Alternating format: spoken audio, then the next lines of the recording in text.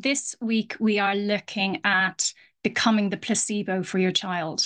You may have heard the phrase, an apple doesn't fall far from the tree. And this was a phrase that was first publicized by Ralph Waldo Emerson, and he was an American philosopher and also a minister. And it was way back in 1839. And essentially it means that your child shares very similar traits to you. So if you are a very musical family, your child might pick up an instrument and be pretty good at it. So the apple doesn't fall far from the tree. I have heard this phrase being used to describe a child who is a little bit out of control, or maybe they're forgetting things. And I think it's incredibly unhelpful to be described that if your child is struggling, they say, well, it's because the apple doesn't fall far from the tree, and the parent is often struggling.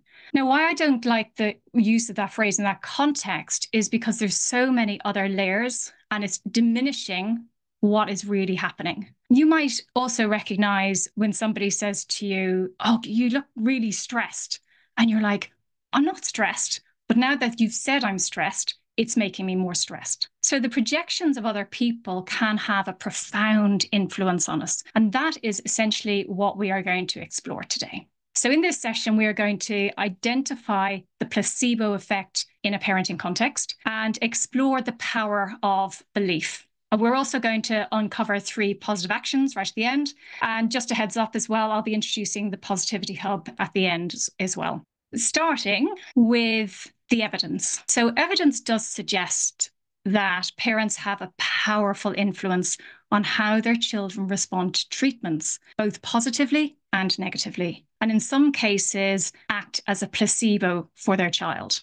So for those of you who are not familiar with what a placebo is, in the case that we're talking about today, it's all centered around the power of belief. And a placebo effect occurs when a positive outcome arises from the mere expectation that a particular approach or treatment will work. It's most commonly used in medicine. So you might hear these clinical control trials, and they will have 3 different groups. They'll have one that gets the medicine, the other group that gets a placebo, a sugar pill, and one group gets nothing. And they use those controlled groups to check the efficacy of a medication. And often the people in the placebo group also show the effects of what the medicine is supposed to do because of that expectation. So we're going to look at those positive outcomes arising from expectation in the context of parenting and how it relates to behaviour as well. And I'm going to share the evidence in that. So in the context of parenting, this means that your positive expectations around your child's behaviour and treatment can actually lead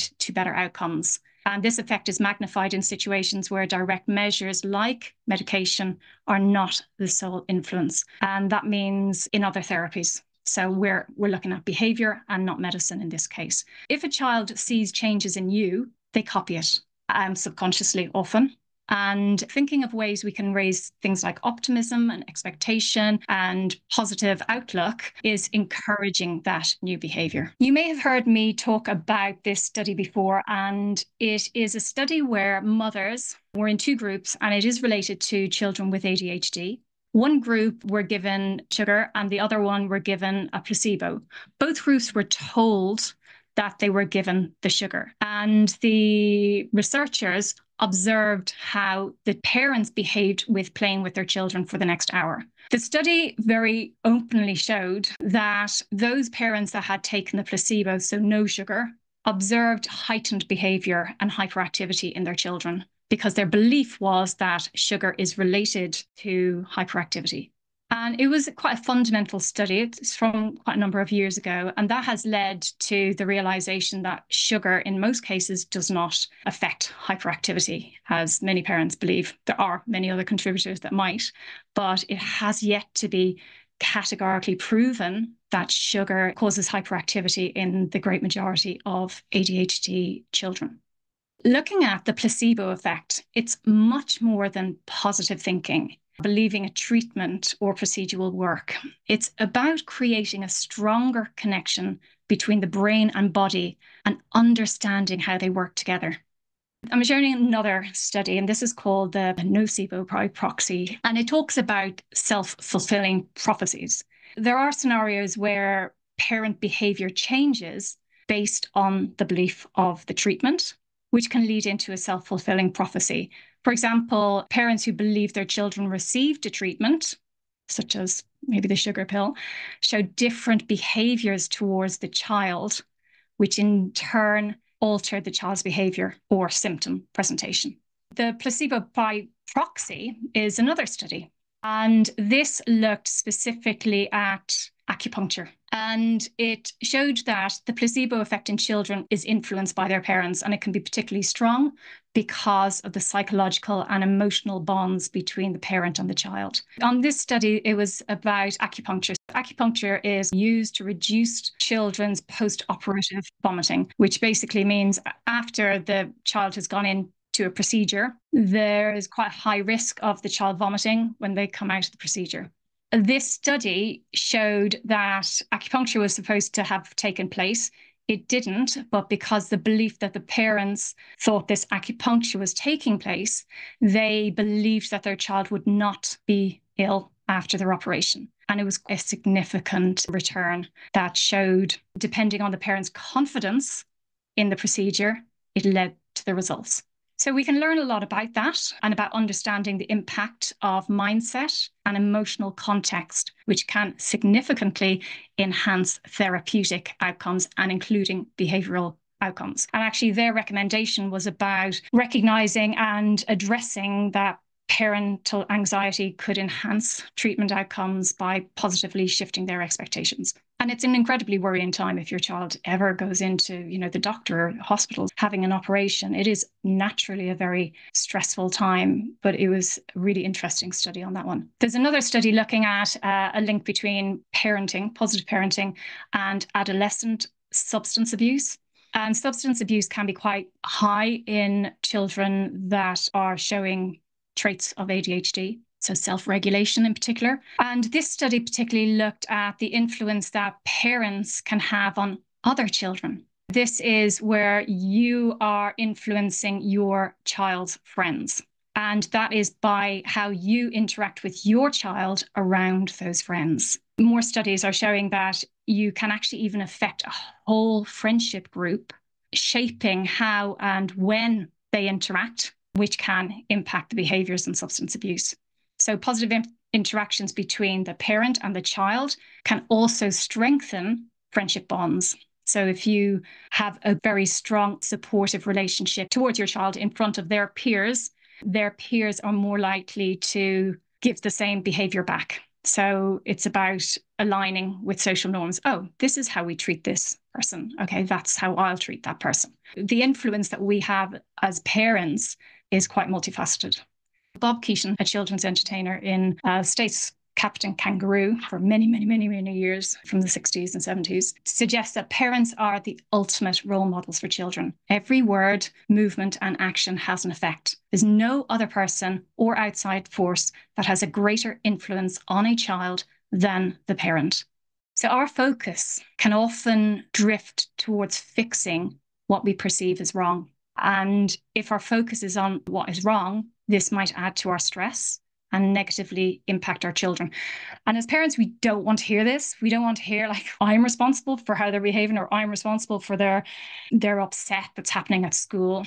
It's definitely not that. It's not about proportioning blame. What it is doing, and again, this is how you look at it, you are not the cause of your child's problems, but you could be the cause and the solution of them being able to cope better with their problems. And that's really important that you hear that, because I know firsthand how parents do their absolute best and want the best for their child. And sometimes it's hard, and sometimes we really get it right. But actually knowing and having that confidence to know actually how I show up and what I do can influence them.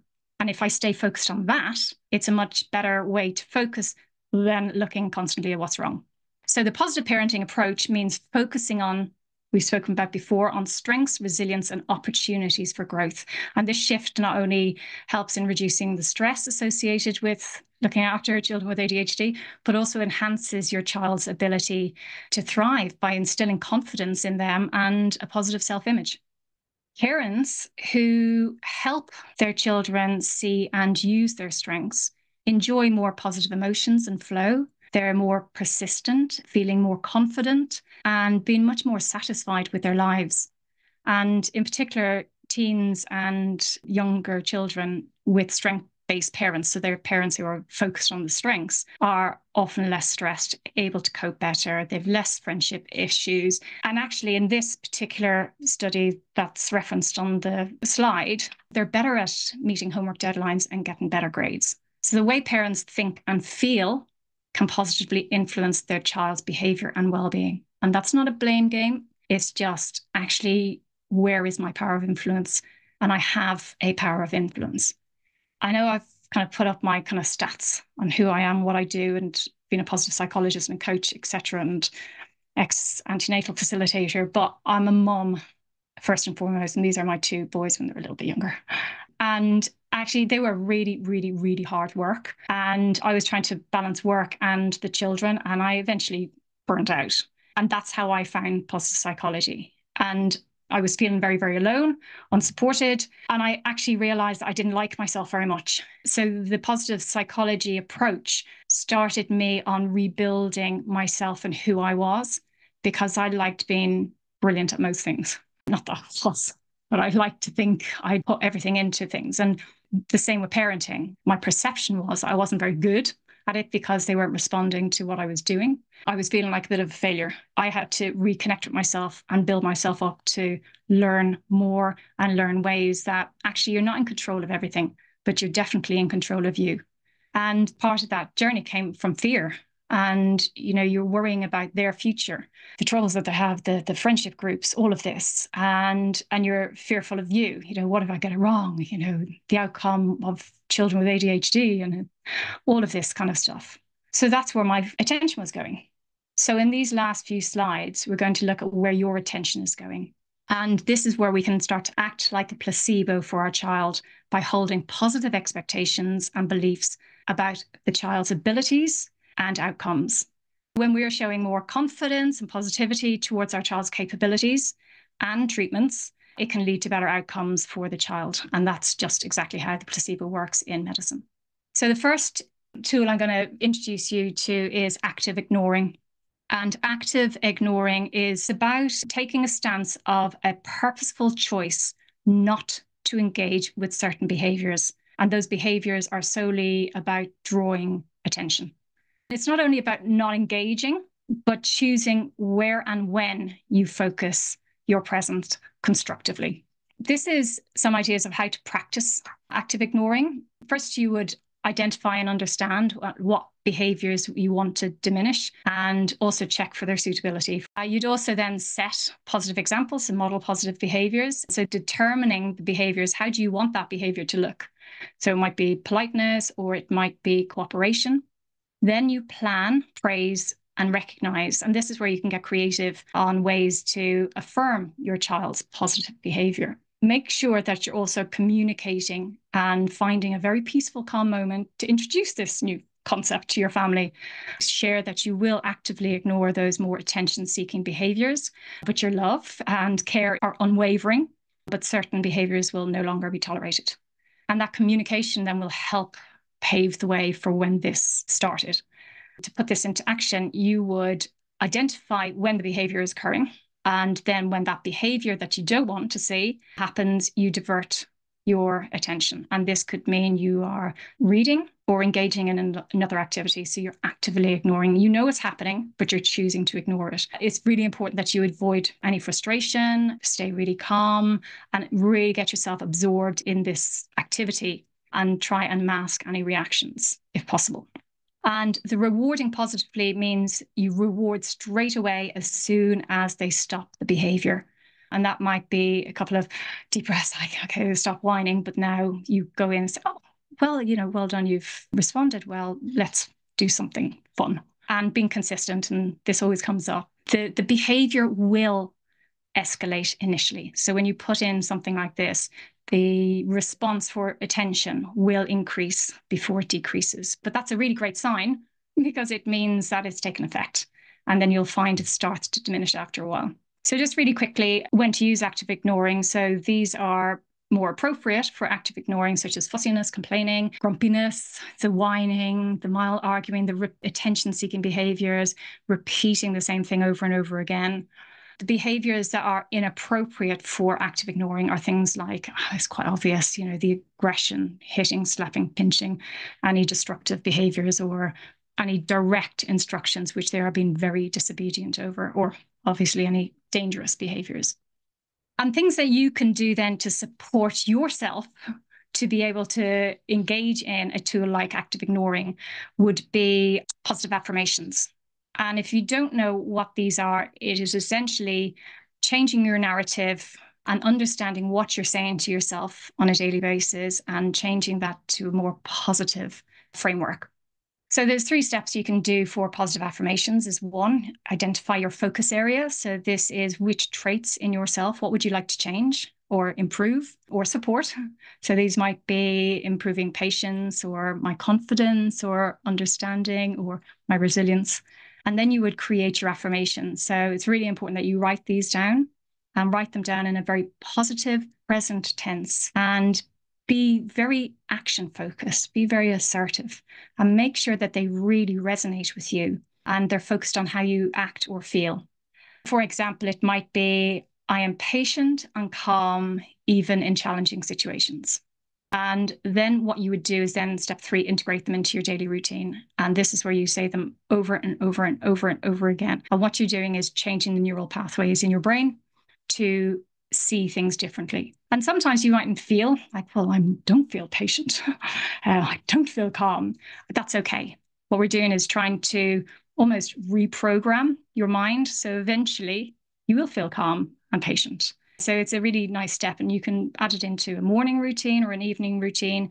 You can stack the habit. So you know that when I brush my teeth, I'm saying them in my mind, all of these things. And I've given you some examples here, but it's about finding ways that you create the right positive affirmation for you. So I'm an incredible parent, capable of nurturing and inspiring my child every day. I do like that one. Another one, I accept myself fully as a parent with all my strengths and imperfections.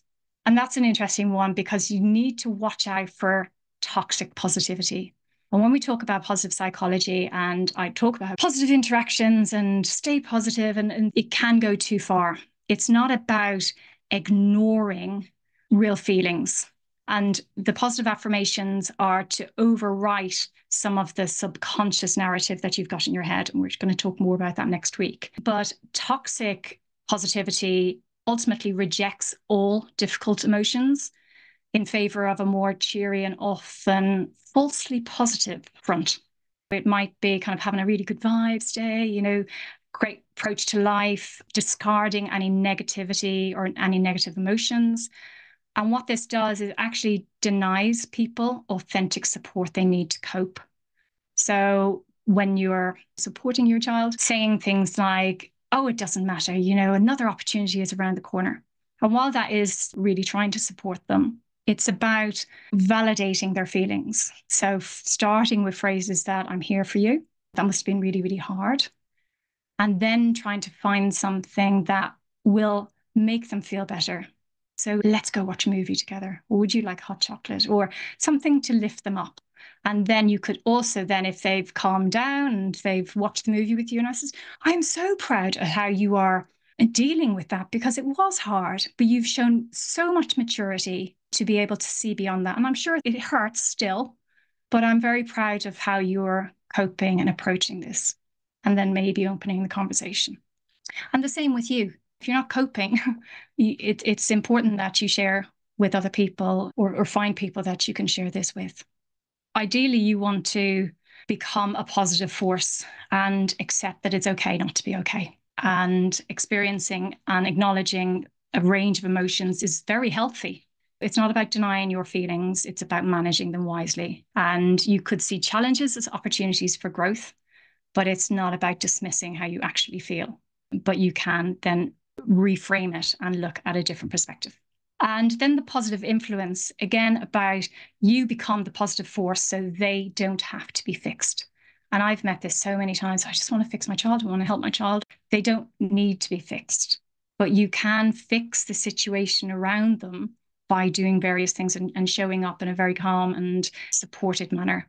That's where you feel like you are taking the right action and not leading from an emotional point, which is what we naturally do as parents because we're very emotionally connected and emotionally evolved. So it's trying to look at what's in front of you as objectively as you possibly can. Things that you can do this week is what 3 things can you do this week to bring you joy?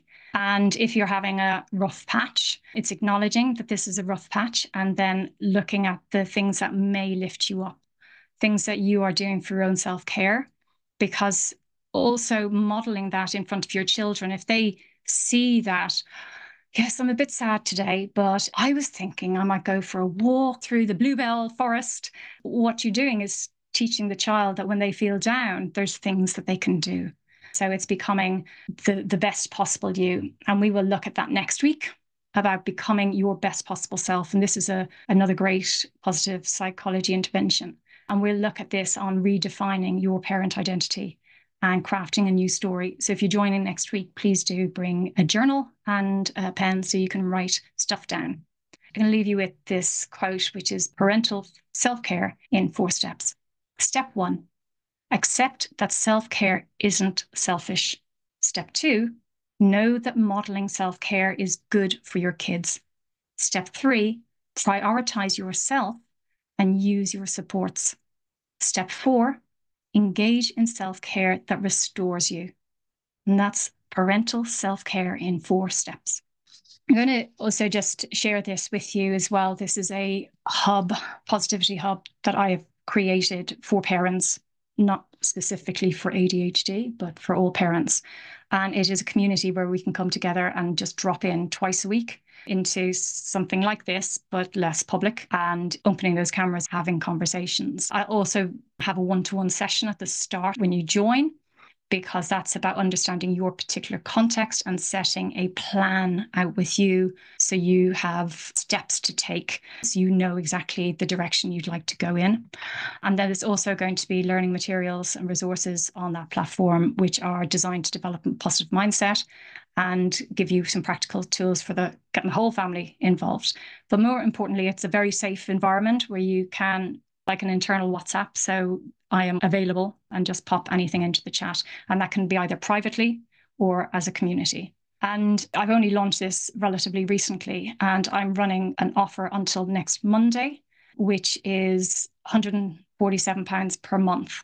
Normally it's a 12-month membership because there's so much importance in having that whole year view, because you've different milestones throughout the year. But I get for some that's a bit too big to kind of contemplate. So only until next Monday, I'm offering a particular 3-month membership. So you can come, you can join if you want to stay. That's great. If you don't, that's fine too. But my hourly rate is normally £350. But if you go to therapy, counselling or coaching, it costs between £150 and £350 per session. And the membership contains over 8 touch points with me every month. And I'll also start getting some guests in as well to speak. If you value it in that, it's worth over £1,200.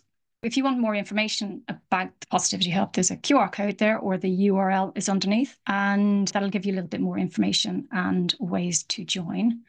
Alternatively, if you're not sure and you need to chat, just book in a virtual coffee with me. I do have some time. I'm going to stop my share now, and please ask any questions you wish.